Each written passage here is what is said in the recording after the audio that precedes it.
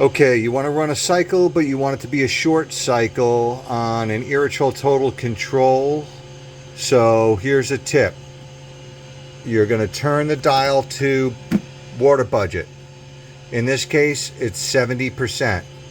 So the weather sensor already has it abbreviated from 100% based on the fact primarily that we have cooler weather.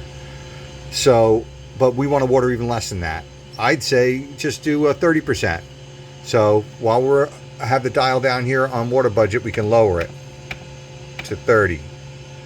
From there, we can go straight to program cycle, on, run.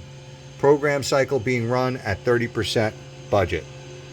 The weather sensor will reset the budget overnight, but even if it didn't, it wouldn't matter because 30 and 30 equals 60, which is almost 70.